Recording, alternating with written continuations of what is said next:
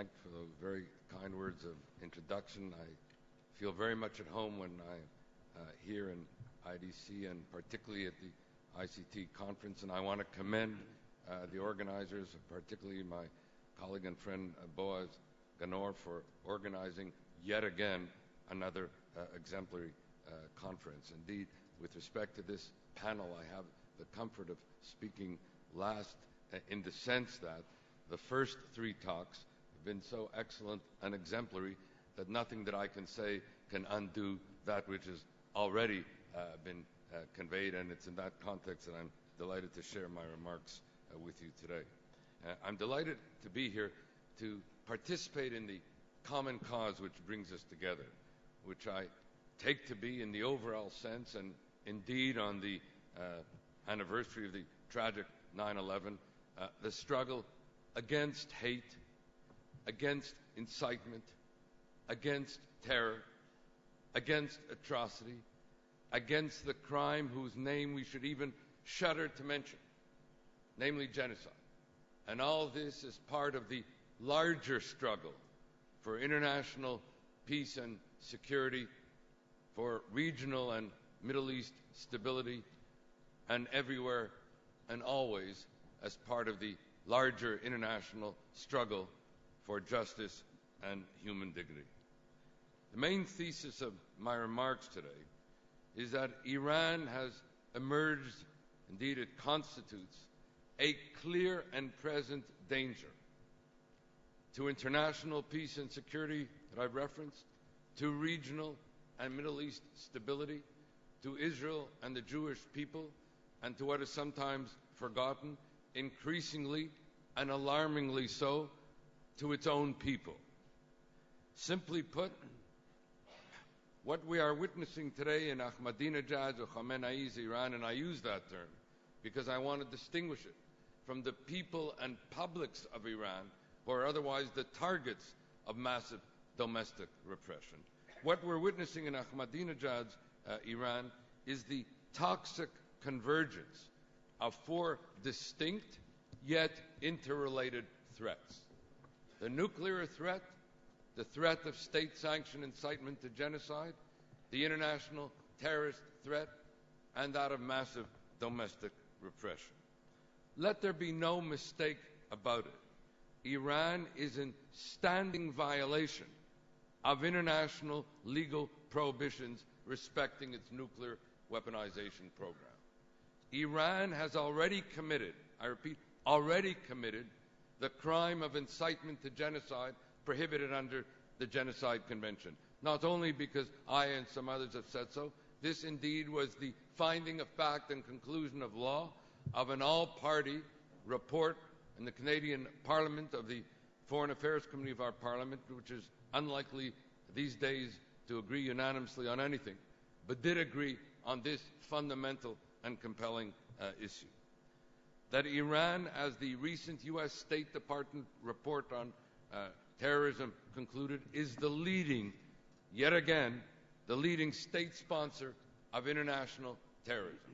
And as I said, Iran is engaged in massive violations of human rights of its own people, which in its systematic and widespread character can be said to be constitutive of crimes against humanity against its own people. Moreover, there has been an intensification, an escalation of each of those threats and their attending violations, and when I'm using the term threat, they are usually accompanied by violations, in the year 2012 alone. And let me give a very quick snapshot. This is an informed audience, not need much elaboration, but a quick snapshot of the intensification and indeed escalation of each of these four threats. In the matter of the nuclear weaponization program, as the most recent reports of the International Atomic Energy Association have shown, the uranium continues to be enriched, the centrifuges continue to spin, the weaponization program continues to accelerate, as Anthony Cordesman said recently in a conference here in Israel at the end of June. No one today can seriously doubt that Iran is not embarked on an accelerated nuclear weaponization program. While Iran at the same time continues to use, not abuse, the negotiating process itself, or the delays in the negotiating process, to advance what I call its 3D strategy. That 3D strategy of denial that it is even engaged in the nuclear weaponization program to begin with, deception surrounding the program, though in a remarkable set of interviews this past May and June, Iranian leaders themselves acknowledged that they had been using the negotiating process itself as a cover for the building of nuclear enrichment plants in Isfahan, in Fordo, and I can go on in that regard.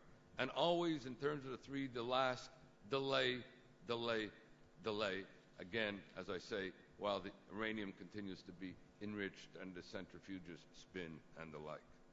In the matter of state-sanctioned incitement to genocide, we have been witness, particularly since 2012 began, to a critical mass of such incitement. As I say, incitement to genocide, the crime whose name we should even shudder to mention. And I might add, an incitement without parallel or precedent, even by Iran's wanton international criminality. The genocidal incitement has included, in August alone, just in the month of August alone, President Ahmadinejad's call yet again, just depends what language is being used, but all this was done, and I'm only excerpting some statements, which were made almost on every day in August, particularly in the run-up to the Al-Quds Day and then the aftermath of Al-Quds Day. And I quote, the call to remove the Zionist black stain from human society, adding that, quote, the very existence of Israel is an insult to humankind and an affront to all world nations, requiring the wiping out of, quote, this scarlet letter from the forehead of humanity. Earlier in August, Ahmadinejad had, in a speech to ambassadors of Islamic countries in advance of Quds Day, that was also published on his website, also disseminated widely in Iran, where he declared that, quote, anyone who loves freedom and justice must strive for the annihilation of the Zionist regime in order to pave the way for world justice and freedom. Simply, it's not just an ordinary threat, Israel. It's a threat to all that is good, at the same time that it is a repository of all that is evil. Similarly, incendiary statements proceeded from the Supreme Leader Khamenei, yet again speaking of Israel as a cancerous tumor, and in fact 2012 began, and I remember, Boaz, I happened to be in Israel on February 4th, 2012, turned on the TV, and there was Khamenei speaking of Israel as a cancerous tumor that must be removed and will be removed from the Middle East. And the very next day, there was jurisprudential justification from an Islamic point of view for the removal of this cancerous tumor. Moreover, these cruel and incendiary statements from the Iranian leadership have been commingled and conflated with ugly anti-Semitic hate, including classic anti-Semitic tropes blaming the Jews for the poisoning of the wells, quote, these past 400 years, adding that the Zionists have been inflicting very heavy damage and suffering on the whole of humanity for over 2,000 years, especially for the last 4 centuries, unquote. In fact, this state-sanctioned culture of hate and incitement has been persistent, pervasive, and pernicious since the 20th century began, with Khamenei calling, quote, for the annihilation of the Jewish state. It was soon followed by the parading in the streets of Tehran of a Shihab-3 missile draped in the emblem stating, and you've all read and heard about this, wipe Israel, but perhaps not the other 4 words, as the Imam says, namely that this is a religiously inspired incitement to hate and genocide. It has continued with the use of the epidemiological metaphors referring to Jews as filthy bacteria, Israel's, etc., etc. I don't even want to bore or burden your sensitivities with any more reference at all. Only to say that this genocidal incitement began to intensify and escalate in 2012 with the Supreme Leader's website and Ahmadinejad's website increasingly speaking about the need to annihilate the Zionist regime. Former Spanish Prime Minister José María Aznar disclosed in May that the Supreme Leader of Iran had actually warned him that Israel was a cancer and must be, quote, burned to the ground and made to disappear from the face of the earth. Several days later, the Chief of Staff of the Iranian Armed Forces, Major General Hassan Firouzabadi, declared, quote, the Iranian nation is standing for its cause.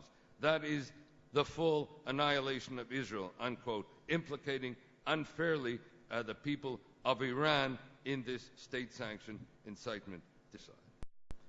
Brings me now to the third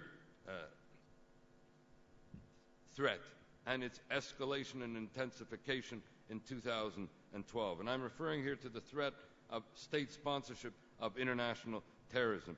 The suicide bombing of a tourist bus in the Bulgarian city of Burgas, which killed 5 Israelis and the Bulgarian bus driver and injured dozens more, was but the latest in a series of major terrorist attacks that covered 5 continents and dozens of countries in 2012 alone.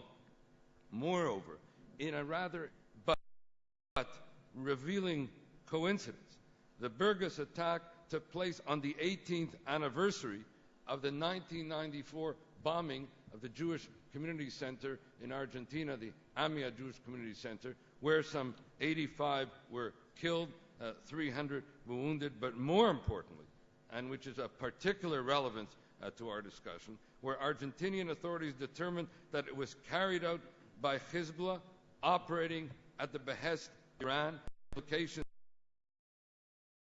for the present Iranian Hezbollah wave of terror that I said has engaged 5 continents and 24 countries in the last 2 years, but with respect to 2012 alone, terrorist attacks in Kenya, Turkey, Cyprus, India, Georgia, Azerbaijan, Singapore, and the U.S., reminding us why the U.S. State Department, in its annual report, referred to Iran as a leading state sponsor of international terrorism. In the matter of human rights, what we are seeing again in 2012, that Iran continues to be, and I don't like to use the term leader, but Iran has executed more, particularly young people, per capita than any other country in the world. Iran has arrested and imprisoned more journalists, bloggers, and the like than any other country in the world. Iran is engaged in a persistent and pervasive assault on each of the publics in Iran, whether it be women, whether it be religious and ethnic minorities. The entire Baha'i leadership has been imprisoned as we meet. They are of an advanced age. Their sentence to 20 years in prison is a virtual death sentence. Similarly, some leading 30 Kurdish activists are, as we meet, on death row in Iran.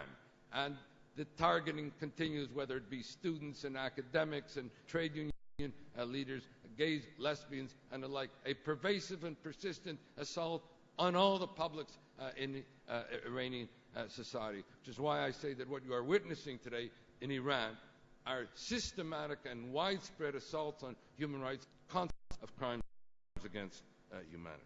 And so the question then becomes, and the crucial question, what then is to be done? If you've got a critical mass of threat, how do you respond to this critical mass of threat?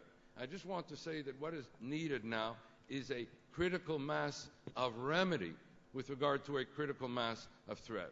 We have been preoccupied, understandably, but nonetheless preoccupied with the nuclear threat at the expense of properly addressing and redressing the other 3 threats. The result is, however, marginalize, if not sanitize, the other three threats while effectively undercutting the nuclear threat, because Iran can infer, and I think Abe Sofer in his book, which you received, each of you, and as I told them before, I was so captivated by it that I stayed up all night reading it, and he makes a number of very compelling points, which I hope have the opportunity to elaborate in the next panel. But one of them is that if you focus only on the nuclear threat and don't address the other threats, and if Iran feels you're not serious in not addressing the other threats, such as the IRGC and the terrorist threat, then it undercuts your efficacy with respect to the nuclear threat.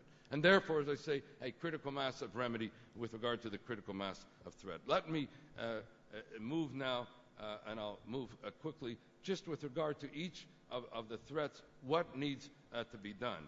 And in the matter of the nuclear weaponization program, how then does one prevent what the United States and the P5+1 have said is unacceptable, namely a nuclear Iran, given that the Iranian 3Ds appear to be prevailing?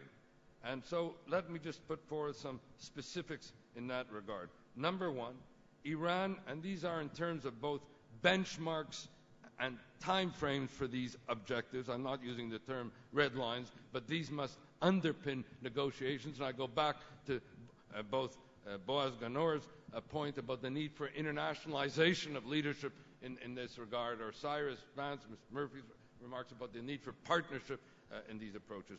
Number one, that Iran must, as a threshold requirement, verifiably suspend its uranium enrichment program so as to counter this 3D strategy. Number two, it must ship its supply of enriched uranium out of the country where it can be reprocessed and made available to Iran under appropriate inspection and monitoring for use in its civil nuclear program. We have to make clear we're not objecting to a civil nuclear program. What we are objecting to is a nuclear weaponization program. We can provide incentives for the civilian nuclear program while combating effectively the weaponization program. Three, Iran must verifiably close and dismantle its nuclear enrichment plant at Fordo, embedded in the mountain near Qom, which Iran at one point denied even existed. Four, it must suspend its heavy water production facilities in Arak. It's sometimes forgotten, but needs to be recalled, that heavy water is essential for producing plutonium, which is the nuclear component that North Korea used in the building of its own nuclear weapons. So this issue has to be addressed as well. Number five, Iran must allow International Atomic Energy inspectors immediate and unfettered access to any suspected nuclear site.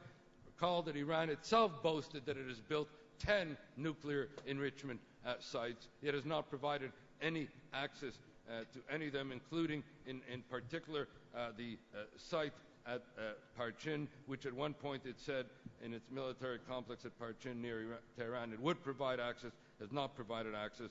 This needs to be a compelling threshold requirement.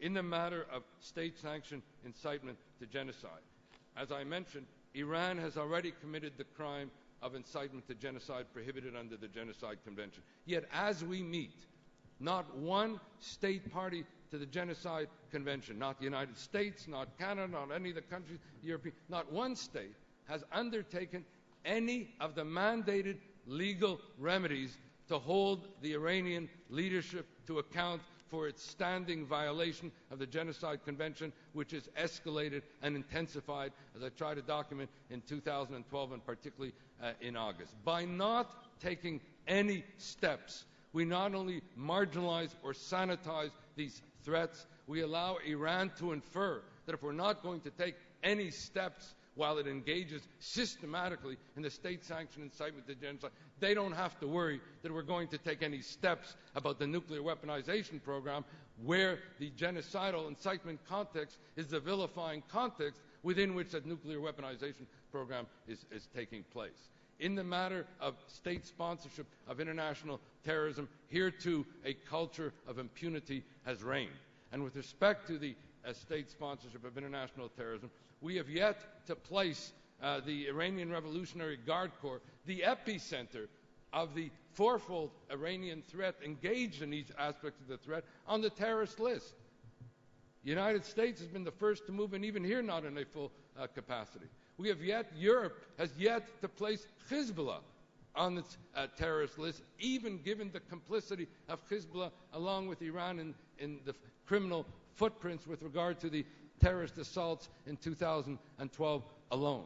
With regard to the worst terrorist atrocity in Argentina since the Second World War, as the Minister of Justice told me when I visited Argentina, the AMIA bombing. We have yet to bring the perpetrators of that bombing to justice. In fact, the Interpol arrest warrants have not been enforced. And in 2009, which was the year of Obama's year of engagement with Iran and Ahmadinejad, Iran's response to Obama's open hand was to appoint as Minister of Defense in 2009 Ahmed Vahidi, and the name doesn't mean anything to you. Ahmed Vahidi was named by the Argentinian judiciary as one of the principal perpetrators involved in the planning of the attack of the AMIA, and was also the head in terms of the Al-Quds branch of the Iranian Revolutionary Guard Corps, and today presides as Minister of Defense over the nuclear weaponization program. And so a culture of impunity reigns here with regard to the IRGC, and I just want to cite and close on this point with regard to Abe Safer's very compelling point in his book, that these legal approaches, the economic sanctions, the juridical sanctions, political, may not avail against Iran, and what may in fact be needed may be a defensive military initiative, not one that strikes at Iranian nuclear facilities for the reasons he sets forth in his book, but one which targets the IRGC where the action is clearly compelling in a moral way, in a legal way, given the pervasive terrorist involvement of the IRGC, and where the evidence is compelling for that purpose. And finally, in the matter of human rights, we need to continuously expose and unmask the critical mass of human rights violations. That's the reason that we set up an interparliamentary group for human rights in Iran. We've established a global Iranian political prisoner advocacy project, which I co-chair with Senator Mark Kirk of Illinois. The purpose here, to replicate the Soviet jury model that we once had, was to invite members of parliament in different countries to each adopt a representative Iranian political prisoner. We've got 15 representative Iranian political prisoners, so we can create a critical mass of advocacy, expose and unmask the Iranian criminality in matters of human rights, where they are even imprisoning those who defend those who have been unjustly targeted in the criminalization of innocence in Iran. And so, in conclusion, I end where I began.